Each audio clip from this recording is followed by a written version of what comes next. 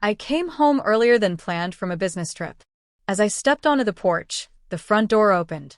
From inside, I heard my wife's voice, teasing but firm. "Stop it," she laughed. Then came a man's voice, flirtatious and impatient. "You don't want to stop. Hell, I don't even want to make it to the bedroom.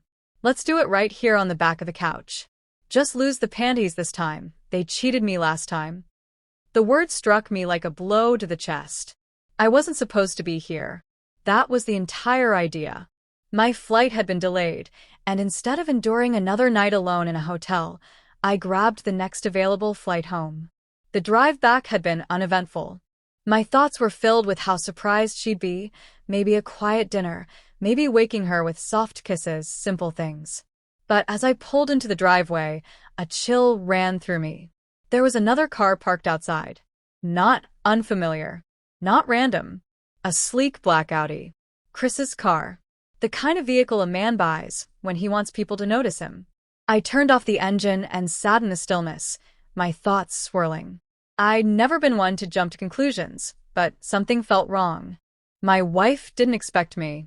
She thought I was thousands of miles away.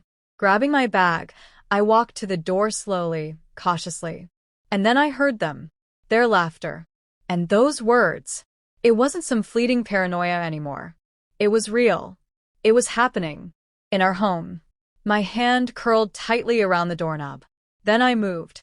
The door flew open, slamming hard against the wall.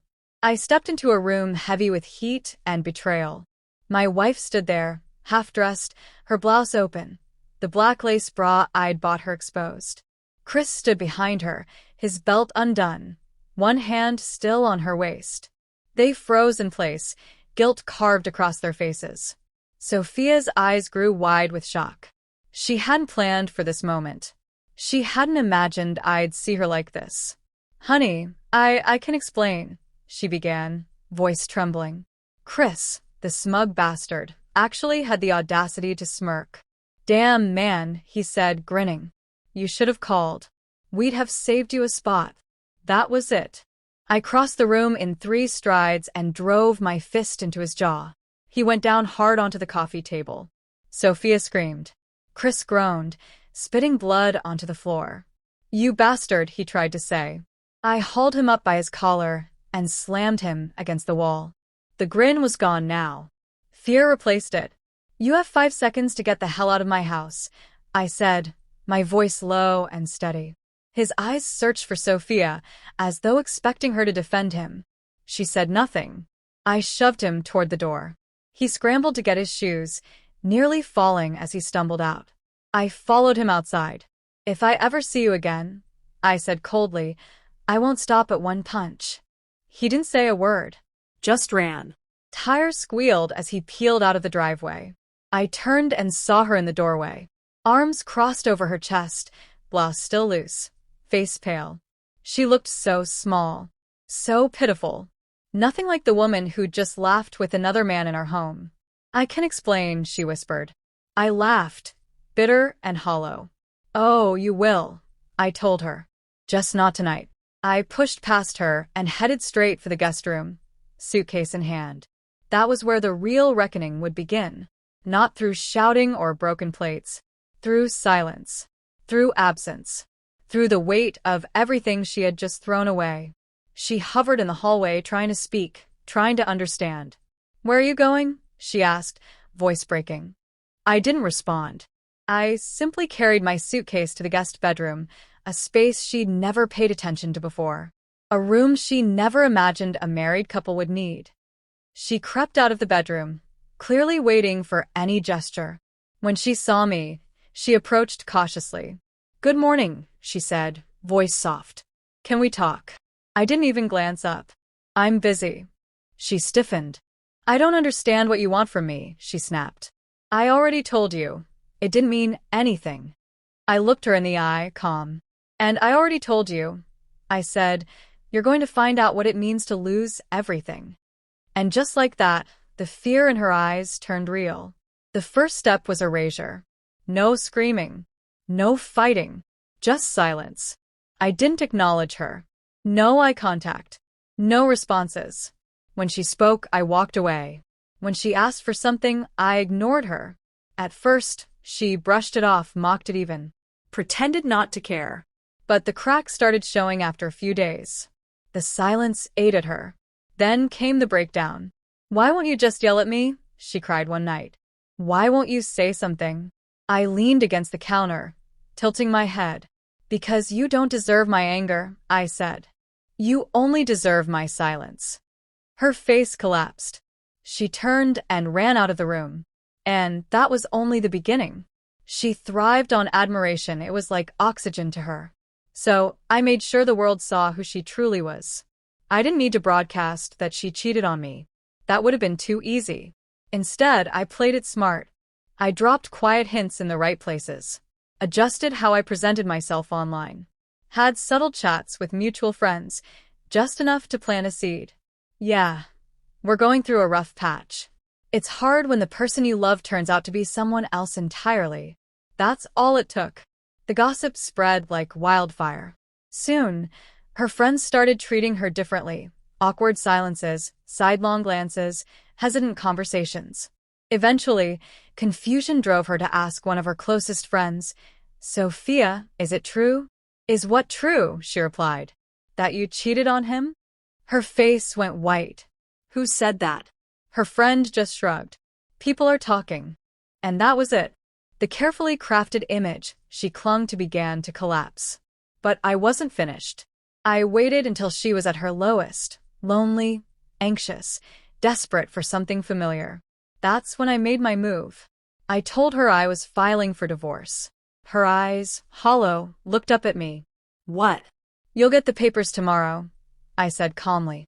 She shook her head in disbelief. "No, you can't just throw it all away." I laughed bitterly. "You threw it away the moment you let another man touch you in my house." Tears welled in her eyes. "I love you." I stared at her, then gave a cold smile. "No. You loved what I gave you. Now it's gone." The next morning, she was barely recognizable. Hair unkempt, confidence gone. She picked up the documents with trembling fingers, whispering, "You're really doing this?" I crossed my arms. "You thought I wasn't serious?" She swallowed. "I thought we could fix it." I scoffed. "Fix it? You weren't trying to fix anything when you were screwing him on my couch." She winced. "Good."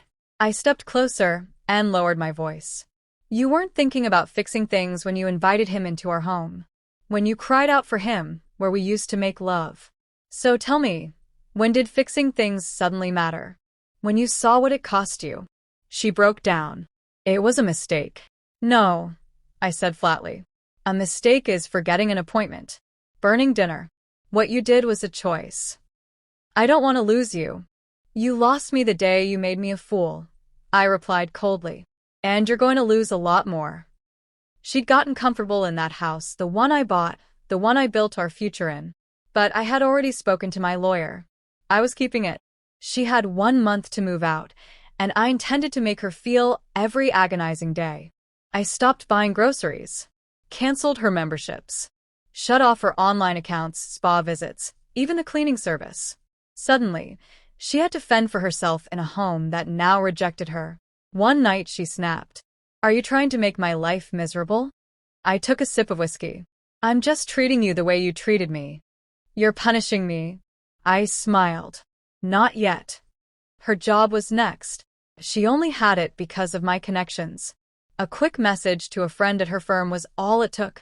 I had proof she'd used company time and resources to sneak around with him, emailing from her work account, meeting him during work hours. It didn't take much for her boss to catch on. She came home pale that night. "I lost my job," she whispered. I raised an eyebrow. "Wow, that's rough." She stared at me, as if seeing me for the first time. "You did this." I leaned back, sipping again. "I didn't cheat on myself. You did this." At that point, she'd lost nearly everything.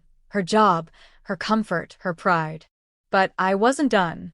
Because she still held on to the fantasy that maybe, somehow, we could reconcile.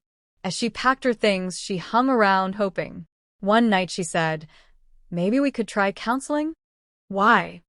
I asked. Because we had something real once.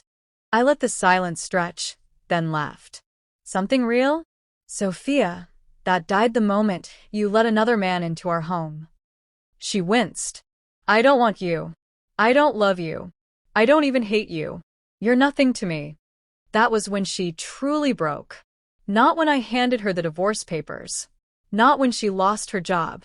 Not even when she began packing. It was that moment when she realized she had no way back. The night before she left, I threw a party. She didn't know until she came downstairs and saw the room full, friends, co-workers, neighbors. What is this? She asked, voice trembling. I lifted my glass. A toast. People looked around, unsure. Then I pulled out my phone and hit play. The video, her and him, wrapped up in betrayal, laughing, moaning, filled the room. They hadn't even noticed the camera. The silence was deafening. Faces shifted from curiosity to shock. Some looked away. Others whispered, "Oh my God." Sophia froze, trembling. "Please stop," she said, her voice cracking. I tilted my head. Why? Don't you want them to know the truth? Her lips quivered. Then she ran. She never came back from that. Her job was gone. Her reputation shattered. Her social circle evaporated. As for me, I moved on. New house. Better job. A woman who actually deserved me. And Sophia? Last I heard, she was bouncing from one rundown apartment to the next, barely keeping her head above water, still haunted by the shame she brought upon herself. "You're really sleeping in there?" she asked, disbelieving. "You're going to act like this over one mistake?" I stopped, turned to her slowly. "One mistake," I said flatly. She faltered. "I mean, it didn't mean anything. It was just sex." I laughed again, harshly. "You didn't just have sex, Sophia. You brought him into our house. Let him touch you on our couch. You laughed with him while I was gone working for us." Her mouth opened, but she had no answer. "You didn't do it by accident," I said. "You did it because you thought you could. Because you thought I'd never know." She looked down, the silence saying more than she ever could. "Go to bed, Sophia," I told her after a long pause. "What?" she whispered. "Go to bed. Because tomorrow, you're going to find out what it feels like to lose everything." I shut the door in her face. The next morning, I was up early, clear-headed. I moved around the house in silence, made coffee, scrolled through my phone.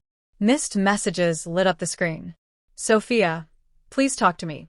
"Sophia, I made a mistake." "I love you." "Sophia, say something. Anything."